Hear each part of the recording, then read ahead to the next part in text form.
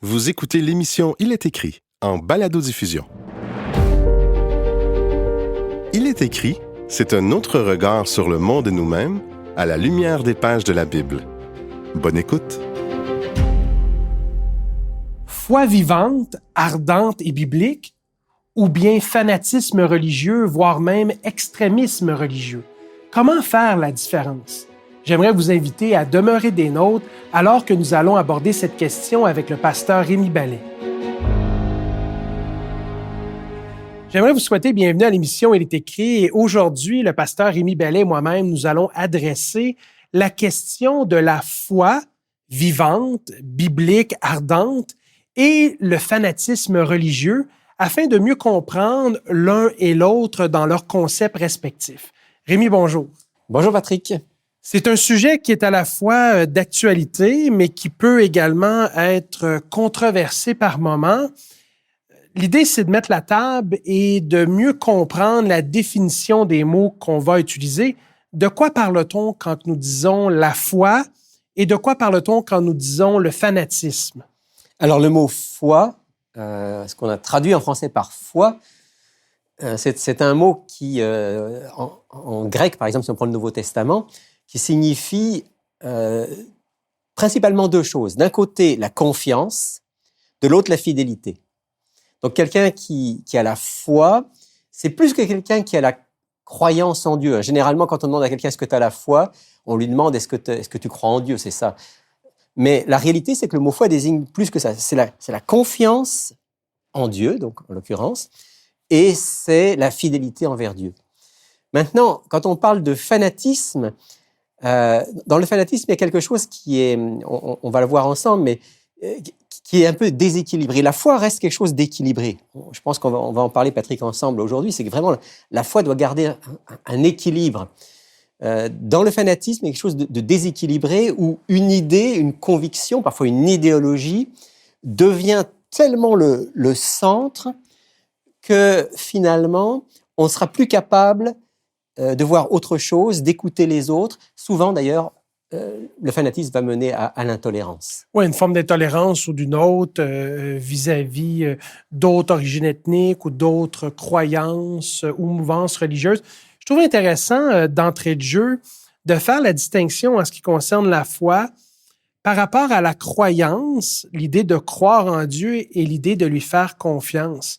Et je pense que c'est quelque chose qui pourrait permettre à un certain nombre de chrétiens qui nous écoutent de prendre un moment d'introspection et de se poser la question, est-ce que je suis simplement croyant, donc je crois à l'idée et au concept de Dieu, ou est-ce que vraiment j'ai une relation personnelle avec lui qui sous-entend une confiance en Dieu? Une confiance, puis un engagement en même temps. D'ailleurs, c'est pour ça d'ailleurs que parfois on peut être amené à penser que quelqu'un qui a une foi ardente pourrait être fanatique, mais on va faire la différence entre les deux. Dans le but de mieux situer nos auditeurs qui nous écoutent aujourd'hui, quand on parle de fanatisme religieux, est-ce qu'on peut donner quelques exemples d'actualité? Je pense qu'il y en a beaucoup. Ceux qui nous écoutent, quand on dit fanatisme religieux, je suis presque persuadé que la plupart pensent immédiatement fanatisme islamique, par exemple. Ce qui se passe je sais pas, en Iran, en Afghanistan, dans ces pays où finalement il y a une imposition d'une certaine idéologie, foi entre guillemets, qui va jusqu'à faire en sorte que ceux qui ne rentrent pas dans le moule pourront être persécutés, voire éliminés. Donc là, on est vraiment dans le fanatisme, c'est-à-dire qu'on croit tellement à quelque chose, ou en tout cas, on dit vouloir le croire, que celui qui ne pense pas pareil, celui qui ne rentre pas dans le moule, il peut être mis de côté et éliminé. Oui, persécuté pour différentes raisons, mis à part, emprisonné, marginalisé, ridiculisé ou autre. Et alors qu'on en discute, ça me fait penser à d'autres exemples. Évidemment, on peut parler du Boko Haram du côté du Nigeria, en Afrique. On a mentionné, il y a toute la question de l'État islamique, il y a également les talibans en Afghanistan, et il y a aussi des régimes de dictatures un peu partout dans le monde qui imposent sous forme de théocratie une idéologie religieuse très précise sur le peuple. Mais en fait, ces exemples-là sont frappants, sauf que la vérité, c'est que même moi, ici, qui réside au Québec, le fait que j'ose dire, et je fais attention à qui je le dis, j'ose dire que je lis la Bible, je vais à l'église, je prie, et attention, là, il m'est déjà même arrivé de dire que je pratique le principe biblique des dîmes et des offrandes. Donc, je soutiens financièrement à un pourcentage de mon revenu une organisation religieuse, de me faire dire, mais là, écoute, c'est du fanatisme, ça. T'es un illuminé, t'es un hurluberlu. Absolument. Puis c'est important de faire la distinction parce que, en réalité, pour quelqu'un qui n'a pas la foi ou quelqu'un qui est très laïque, on va dire, c'est vrai que même des gens comme toi et moi, Patrick, qui sommes très engagés dans notre foi avec Dieu, on peut sembler être des fanatiques parce que on est vraiment différents. On a une conviction tellement forte qu'elle imprègne toute notre vie. Mais en même temps, il faut qu'on fasse la distinction avec le fanatisme. Le fanatisme, c'est différent. Le fanatisme, c'est finalement un état dans lequel on est obnubilé par une chose et une seule chose. Et il y a plus d'équilibre. Je pense que toi et moi et tous les chrétiens sincères, on veut avoir une vie équilibrée, où on est à l'écoute des autres, où on est capable de se remettre en question. Le fanatique ne se remet plus en question. Ça, c'est une des caractéristiques.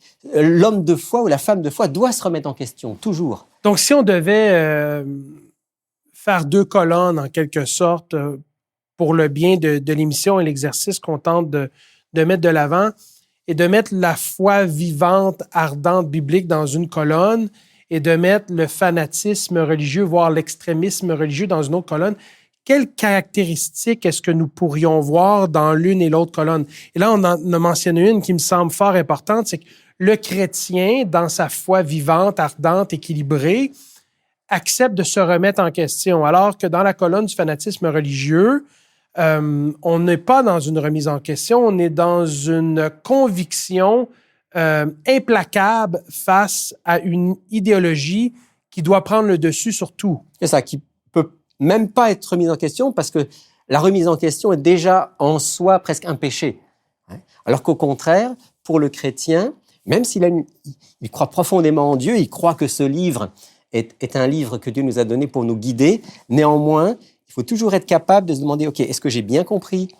Est-ce que j'ai bien mis en pratique? Est-ce que ce que me dit l'autre n'est pas un éclairage qui va m'aider à grandir? Ça, c'est vraiment fondamental. L'écoute de l'autre, le respect pour l'autre, la foi vivante l'implique. Le fanatisme l'exclut. Je trouve ça intéressant parce qu'au final, justement parce qu'on est habité par l'Esprit de Dieu et on a un désir de modeler le Christ auprès d'autrui, on voit dans les Écritures, à travers la vie de Jésus, un grand respect, même pour ceux et celles qui n'étaient pas d'accord avec son mandat et ses enseignements, alors que quand on est confronté à du fanatisme religieux pur et dur, on est souvent, plus qu'autrement, confronté à de l'intolérance. Absolument, absolument. Si on prend ton idée des colonnes, là, dans la colonne fanatisme, il y a 2 ou 3 idées qui me semblent importantes de mettre. La première, j'en ai un petit peu parlé il y a un instant, c'est l'idée du déséquilibre. On est focalisé sur un point et un seul. Alors, je vais prendre un exemple un peu tiré de ce que je vis au niveau familial. Ma femme est très intéressée par tout ce qui est nutrition, diététique, etc. Et par exemple, il y a quelque temps, elle a découvert l'importance de tout ce qui est les légumes verts. On sait que pour la santé, c'est très, très important. Alors nous, souvent, le matin, au déjeuner, on a droit au smoothie vert. Au moins, c'est buvable. On ne t'impose pas de manger une salade pour déjeuner. C'est bon, mais disons que ça surprend un peu au début. Et alors, ma femme est très convaincue par ça. Maintenant, imaginons que ma femme, qui a la foi dans le sens, là je parle diététique, le fait que manger des légumes verts, prendre ce smoothie vert va contribuer à notre santé, puis c'est quelque chose qui est quand même bien soutenu sur le plan scientifique. Imaginons que ma femme me dise, écoute, ça c'est tellement bon qu'on ne va plus manger que ça. On voit la notion du déséquilibre. Alors il y a un déséquilibre. Il y a un déséquilibre. On part de quelque chose qui est vrai. D'ailleurs, dans le fanatisme, souvent il y a quelque chose de vrai au départ. Oui, il y a des fondements ou des principes religieux qui sont tirés des écrits, entre autres. Oui, tout à fait. Mais si on prend quelque chose et puis on ne voit plus que ça et on élimine tout le reste, bien finalement, on tombe dans quelque chose de dangereux. Si je ne mange plus que des légumes verts, déjà que je suis pas gros, je vais être réduit à ma plus simple expression. Donc, alors, si on transpose ça au niveau religieux, je vais prendre un exemple, Patrick. La Bible dit, et Jésus dit, que ceux qui croient en lui, ses disciples, vont prier pour des malades et que des malades seront guéris. Effectivement, et c'est textuel. C'est biblique. Tout à c'est fait. biblique. Alors, si on a la foi, on croit que Dieu va intervenir et que régulièrement, on va voir des hommes et des femmes qui vont être guéris en réponse à la prière. Ça, c'est biblique. Maintenant, si je prends cette vérité-là, cette promesse que le Christ a faite, et que je ne vois plus que ça, alors je vais arriver à dire, eh bien, si on a vraiment la foi, on va prier pour les malades, puis tous les malades vont être guéris. Puis s'il y a un malade qui n'est pas guéri, c'est parce qu'on n'a pas eu suffisamment la foi. Là, on tombe dans le fanatisme. Oui, parce qu'effectivement, ce qui se passe, c'est qu'on ne tient pas compte de l'ensemble et l'éventail des textes qui viennent nous aider à construire une doctrine biblique, de comprendre que la guérison doit s'inscrire aussi dans la volonté de Dieu. Peut-être que si on prie pour la guérison d'un malade et on croit que Dieu est capable de le guérir, peut-être à travers la maladie, Dieu va permettre à cette personne de faire une prise de conscience quelconque et sans que ça soit une guérison miraculeuse, peut-être la guérison va venir à travers une formation, un atelier qui va amener, entre autres, un changement dans le style de vie.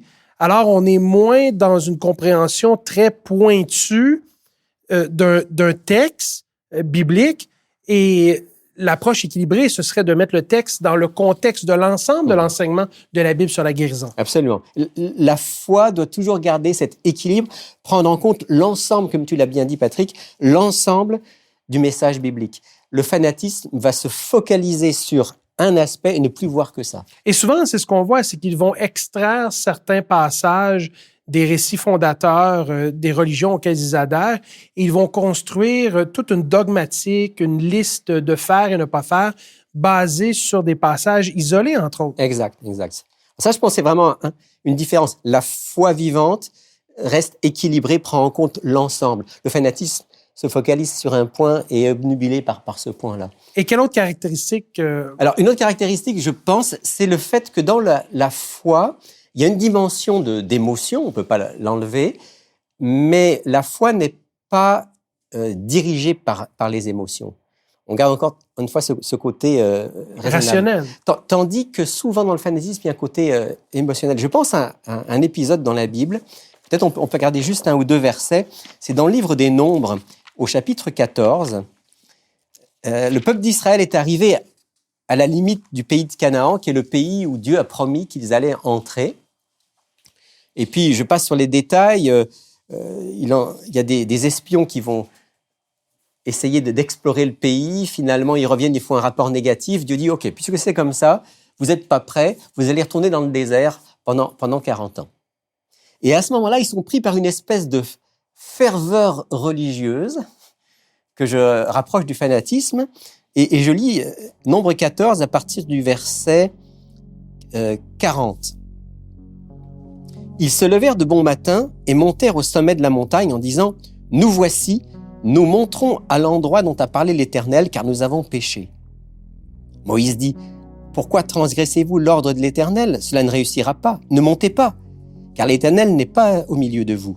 Ne vous faites pas battre par vos ennemis. » Et je passe au verset 44 qui dit « Ils s'obstinèrent à monter au sommet de la montagne, mais l'arche de l'alliance de l'Éternel et Moïse ne bougèrent pas du milieu du camp.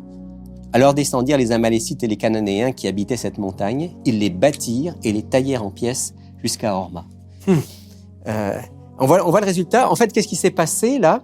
D'un seul coup, ils ont pris leur conviction, leur émotion, leur impression pour la vérité, et d'une manière qu'on peut qualifier de fanatique, ils ont décidé, on y va, Dieu est avec nous, au lieu de se fier à la parole. Mais ça, c'est d'une dangerosité inquiétante. Je suis en train de me dire que finalement, c'est important pour le chrétien qui est engagé dans sa religion de faire très attention que ses émotions ne prennent pas le dessus sur les principes fondateurs des enseignements du Christ dans la Bible. Absolument, parce que si ce sont nos émotions qui prennent le dessus, on peut tomber dans de graves erreurs et dans bien des cas, dans une sorte de ferveur religieuse, mais qui est plus du fanatisme que de la foi. Oui, et de faire du mal au nom de Dieu. Oui, c'est ça. Et d'utiliser le nom de Dieu et même l'autorité biblique, en quelque sorte, erronée parce qu'on a une mauvaise interprétation de certains textes, et d'appliquer des façons de faire qui sont contraires aux enseignements du Christ. Absolument, absolument. Alors, le fanatisme est déséquilibré, la foi est équilibrée. Le fanatisme est basé sur des convictions qui sont plus des impressions, des émotions.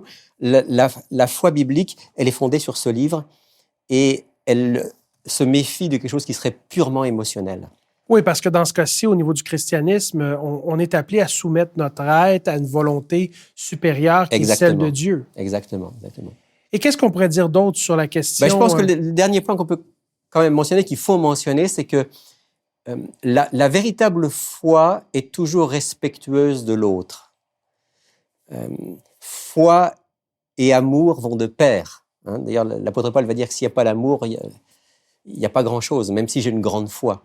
Donc, le chrétien se doit et peut et même est animé d'un désir d'être en relation avec d'autres qui ne sont pas de son opinion, de ses convictions, de ses origines ethniques. Indépendamment de la différence, le chrétien doit être en mesure d'entrer en relation avec autrui de façon respectueuse et ouverte et conciliante, sans toutefois faire de compromis avec ses convictions profondes. Absolument. Or, la question du fanatisme religieux et de l'extrémisme religieux amène vraiment à l'intolérance au point où est-ce que si tu n'es pas d'accord avec moi, cela peut se terminer en violence. Exactement, exactement. Et c'est pas seulement dans l'islamisme. Déjà, quand on regarde dans la Bible, on peut prendre un dernier exemple, peut-être, Patrick, ensemble. Dans l'Évangile selon Luc, au chapitre 9, on a un exemple de fanatisme parmi les apôtres, hein, les disciples de Jésus. Chapitre 9 de l'Évangile de Luc, verset 51. Peut-être tu veux lire, Patrick, à partir du verset 51 jusqu'à 56. Lorsque le temple où il devait être enlevé du monde approcha, Jésus prit la résolution de se rendre à Jérusalem. Il envoya devant lui des messagers qui se mirent en route et entrèrent dans un bourg des Samaritains pour lui préparer un logement. Mais on ne le reçut pas parce qu'il se dirigeait sur Jérusalem.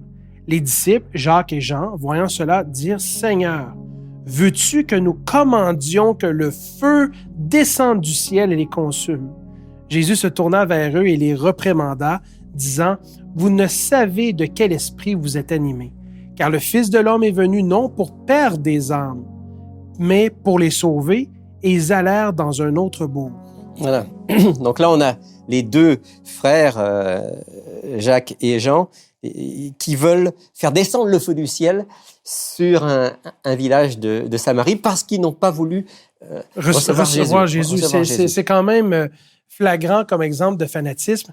En conclusion, Rémi, qu'est-ce que nous pourrions dire à nos auditeurs sous forme d'encouragement afin de les aider à poursuivre leur désir de consolider leur foi vivante, biblique et ardente? Mais d'abord, ne pas décourager cette foi ardente, c'est-à-dire que oui, il ne faut pas tomber dans le fanatisme, mais la tiédeur, c'est tout aussi dangereux. Ayons cette relation vivante avec Dieu par la prière, par la lecture de sa parole. Lorsqu'on a une conviction profonde, vivons ce que nous croyons, mais gardons toujours cette capacité de nous remettre en question. Soyons toujours à l'écoute de l'autre. Ne laissons jamais la violence ou l'intolérance pénétrer nos cœurs. Et si ça arrive, eh bien, demandons à Dieu de nous en libérer parce que la vraie foi est toujours remplie d'amour. Rémi, ce fait un plaisir pour moi d'échanger avec toi sur le sujet de la foi et du fanatisme. Aurais-tu la gentillesse pour nos auditeurs et moi-même de nous conduire en prière? Avec plaisir, avec plaisir. Notre bon Père du ciel, merci de nous appeler chaque jour à une relation étroite, vivante avec toi. Merci parce que tu nous aimes, parce que tu nous guides. Tu nous présentes en Jésus-Christ le chemin, la vérité et la vie. Donne-nous de le partager avec le plus grand nombre, mais avec toujours beaucoup de respect, beaucoup d'amour, comme tu nous as montré l'exemple. C'est notre prière pour chacun d'entre nous. En ton nom. Amen. Amen.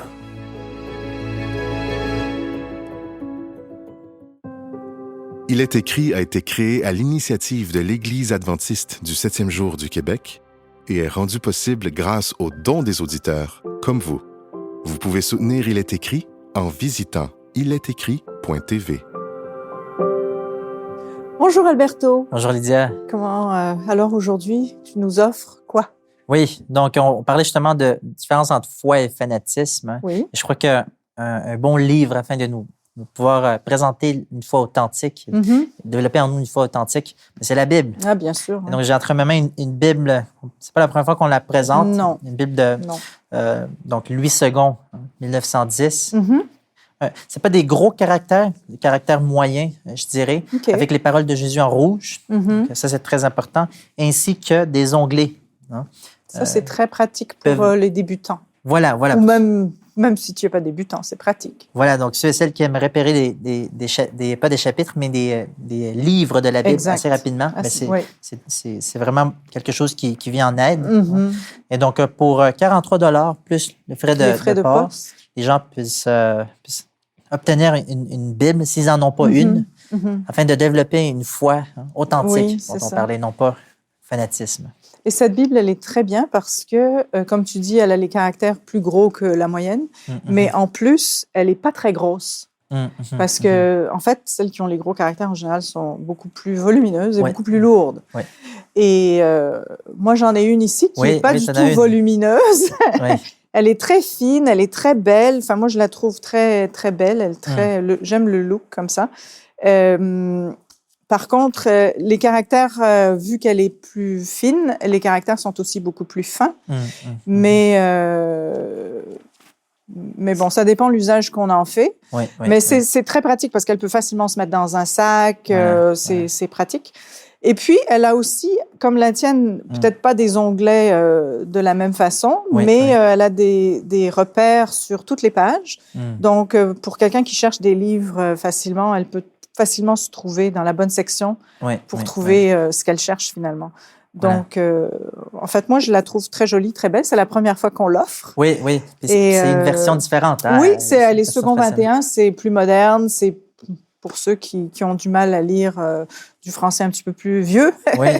Celle-là est vraiment plus actuelle. Donc, elle est disponible pour 27 $ plus les frais de poste. Voilà, merci. Espérant que ces deux ouvrages vont pouvoir, la Bible, peuvent aider les personnes à pouvoir développer cette foi en Exactement. Merci, Lydia. De rien. Vous pouvez commander l'offre de la semaine sur notre site Internet ilestécrit.tv ou par téléphone au 514-729-3515 ou encore 1-866-729-3515. Voici également notre adresse. Il est écrit Caisse postale 99, succursale Rosemont, Montréal, H1X 3B6. Maintenant, place à la question de la semaine. Donc, Lydia, Caroline nous a écrit, nous a posé une question. Je vais le lire. Très intéressante. Je voudrais changer, mais c'est difficile car ça fait longtemps que j'ai ces problèmes, paresse, mensonges. Comment puis-je faire? Ouf. Oui, c'est une grosse question. Oui. En fait, il faut qu'elle change en changeant ses habitudes. Par exemple, pour le mensonge. Si elle a l'habitude de mentir, à ce moment-là, il faut qu'elle prenne une décision consciente de ne plus mentir et en fait, de surveiller ce qu'elle fait. Puis, souvent, quand on veut changer, si on voit les choses comme une grosse montagne, vraiment beaucoup, alors l'idée, c'est de prendre un problème à la fois ne pas essayer de tout régler d'un coup parce que ça ne marche pas. Ça peut être décourageant aussi. Et très décourageant. Et puis, il ne faut pas oublier qu'on n'est pas tout seul dans cette opération. Voilà, donc, si elle nous écrit, c'est parce que déjà, elle sait qu'elle peut obtenir de l'aide en lisant la Bible ou par la prière ou des choses comme ça. Et donc, oui, c'est, à mon avis, la solution, c'est de prendre les problèmes un après l'autre. Oui, oui. Et c'est important, je veux remarquer cet aspect-là que tu as mentionné, du fait qu'on n'est pas abandonné. Hein, que tout le ciel nous est accordé, pour le dire d'une façon, à ce qu'on puisse, notre caractère puisse être développé à l'image de Jésus.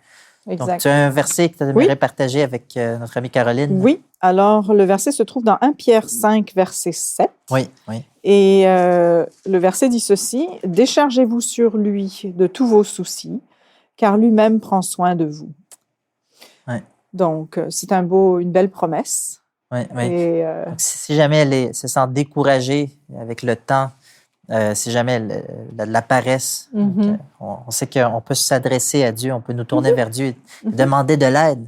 C'est très beau ce texte. Oui. Lui-même, Dieu même prend soin de nous. Oui, exact. Je suis convaincu que Dieu même prendra soin de Caroline et de toute personne qui désire abandonner leurs problèmes à Dieu. Oui, mais il ne faut pas oublier que ce n'est pas non plus instantané. Voilà. Il faut être patient aussi, des fois. Voilà, voilà. Donc, merci, Lydia. De rien. Merci d'avoir été des nôtres et j'aimerais vous encourager à nous visiter au www.iletécrit.tv afin de découvrir nos émissions précédentes sur une variété de sujets bibliques. Du même coup, j'aimerais aussi vous encourager à vous procurer l'offre du jour qui, j'en suis convaincu, vous fera un grand bien. De plus, abonnez-vous à notre chaîne YouTube et visitez-nous sur Facebook. Mais souvenez-vous, il est écrit, « L'homme ne vivra pas de pain seulement, mais de toute parole qui sort de la bouche de Dieu. » Cette émission était animée et préparée par Rémi Ballet, Patrick Dupuis, Alberto Sosa, avec Daniel Vuillaume à la réalisation, Franco Valentino à l'enregistrement et la post-production sonore et Lydia Matveev à la script édition et télésouffleur.